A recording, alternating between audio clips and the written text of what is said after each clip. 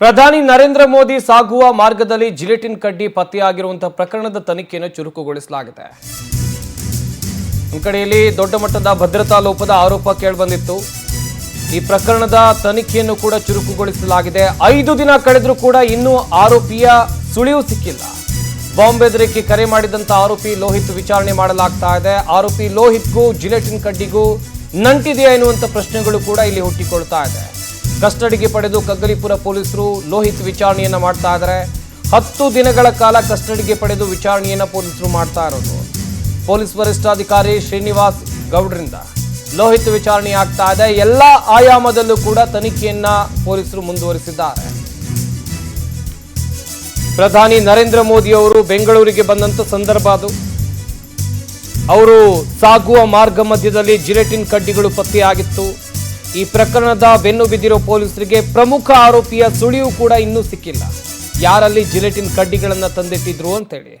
ಆದರೆ ಕರೆ ಮಾಡಿದಂಥ ಲೋಹಿತ್ ಎನ್ನುವಂಥ ಆರೋಪಿ, ಬಾಂಬ್ ಬೆದರಿಕೆ ಕರೆ ಮಾಡಿದಂಥ ಆರೋಪಿ ಲೋಹಿತ್, ಈತನ ವಿಚಾರಣೆ ನಡೆಸಲಾಗ್ತಾ ಇದೆ. ಈ ಲೋಹಿತ್ಗೂ ಜಿಲೆಟಿನ್ ಕಡ್ಡಿಗೂ ನಂಟಿದೆಯಾ, ಹೀಗೆ ಅನೇಕ ಆಯಾಮದಲ್ಲಿ ತನಿಖೆಯನ್ನು ನಡೆಸುವಂಥ ಕೆಲಸ ಕೂಡ ಇಲ್ಲಿ ಆಗ್ತಾ ಇದೆ. ಕಗ್ಗಲಿಪುರ ಪೊಲೀಸರು ಲೋಹಿತ್ನ ವಿಚಾರಣೆಯನ್ನು ನಡೆಸ್ತಾ ಇದ್ದಾರೆ. 10 ದಿನಗಳ ಕಾಲ ಆತನನ್ನ ಕಸ್ಟಡಿಗೆ ಪಡೆದಿರೋದು. ಮಾಹಿತಿ ಕೊಡ್ತಾರೆ ರಾಮನಗರ ಪ್ರತಿನಿಧಿ ಪ್ರವೀಣ್, ದೂರವಾಣಿ ಸಂಪರ್ಕದಲ್ಲಿ ಜಾಯ್ನ್ ಆಗ್ತಾ ಇದ್ದಾರೆ. ಪ್ರವೀಣ್, ಒಂದ್ ಕಡೆಯಲ್ಲಿ ಕಳೆದ 5 ದಿನ ಕಳೆದ್ರೂ ಇನ್ನೂ ಕೂಡ ಪ್ರಮುಖ ಆರೋಪಿಯ ಸುಳಿವು ಪೊಲೀಸರಿಗೆ ಸಿಕ್ಕಿಲ್ಲ. ಈ ಲೋಹಿತ್ಗೂ ಜಿಲೆಟಿನ್ ಕಡ್ಡಿಗೂ ಏನಾದರೂ ಸಂಬಂಧ ಇದೆಯಾ? ವಿಚಾರಣೆ ವೇಳೆ ಏನ್ ಗೊತ್ತಾಗಿದೆ?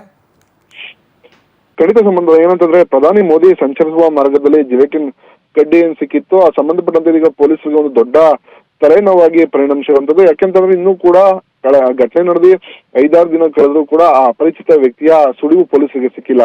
ಸದ್ಯ ಬಾಂಬ್ ಬೆದರಿಕೆ ಕರೆಯನ್ನ ಮಾಡಿದಂತ ಬೆಂಗಳೂರು ಮೂಲದ ಆರೋಪಿ ರೋಹಿತ್ ನನ್ನ ಅಂದ್ರೆ ಬೆಂಗಳೂರು ಪೊಲೀಸರು ವಶಕ್ಕೆ ಪಡೆದುಕೊಂಡು ನ್ಯಾಯಾಂಗ ಬಂಧನಕ್ಕೆ ಒಪ್ಪಿಸಿದ್ರು. ಸದ್ಯ ಆತನನ್ನ ರಾಮನಗರ ಪೊಲೀಸರು ಕಸ್ಟಡಿಗೆ ತೆಗೆದುಕೊಂಡಿರುವಂತದ್ದು. 10 ದಿನಗಳ ಕಾಲ ಕಸ್ಟಡಿಗೆ ತೆಗೆದುಕೊಂಡು ವಿಚಾರಣೆಯನ್ನ ಮಾಡ್ತಾರಂತದ್ದು. ಖುದ್ದು ರಾಮನಗರ SP ಶ್ರೀನಿವಾಸ್ ಗೌಡ ಅವರ ನೇತೃತ್ವದಲ್ಲಿ ಆತನ ವಿಚಾರಣೆ ಮಾಡಿಸ್ತಾರಂತ. ಯಾಕಂದ್ರೆ ಒಂದ್ ಕಡೆ ಪೊಲೀಸರಿಗೆ ಜಿಲೆಟಿನ್ ಕಡ್ಡಿ ಇಕ್ಕಂತ ಸ್ಥಳದಲ್ಲಿ ಯಾವುದೇ ರೀತಿಯ ಸಾಕ್ಷ್ಯಾಧಾರಗಳು ಸಿಕ್ಕಿಲ್ಲ, ಯಾವುದೇ ರೀತಿಯ ಒಂದು ಎವಿಡೆನ್ಸ್ ಕೂಡ ಸಿಕ್ಕಿಲ್ಲ. ಹಾಗಾಗಿ ಈತನೇ ಏನಾದ್ರು ಬೆದರಿಕೆ ಮಾಡಿದವನೇ ನಿಜವಾಗ್ಲೂ ಆ ಜಿಲೆಟಿನ್ ಕಡ್ಡಿ ಇಕ್ಕಿದ್ದಾನ ಒಂದಷ್ಟು ಅನುಮಾನಗಳು ಪೊಲೀಸರಿಗೆ ಮೂಡ್ತು. ಆ ಸಂದರ್ಭದಲ್ಲಿ ಹಾಗಾಗಿ ಅದನ್ನ ಇದೀಗ ವಶಕ್ಕೆ ಪಡೆದುಕೊಂಡು ವಿಚಾರಣೆ ನಡೆಸ್ತಾ ಇರುವಂತದ್ದು ಒಂದ್ ಕಡೆ. ಆದ್ರೆ ಇದುವರೆಗೂ ಕೂಡ ಆರೋಪಿ ಲೋಹಿತ್ ಯಾವುದೇ ರೀತಿ ಆ ಜಿಲೆಟಿನ್ ಕಡ್ಡಿ ಇಕ್ಕಿರೋ ಬಗ್ಗೆ ಪೊಲೀಸರಿಗೆ ಮಾಹಿತಿಯನ್ನ ಕೊಡ್ತಾ ಇಲ್ಲ. ಹಾಗಾಗಿ ಪೊಲೀಸರಿಗೆ ಒಂದು ದೊಡ್ಡ ತಲೆನೋವಾಗಿರುವಂತದ್ದು.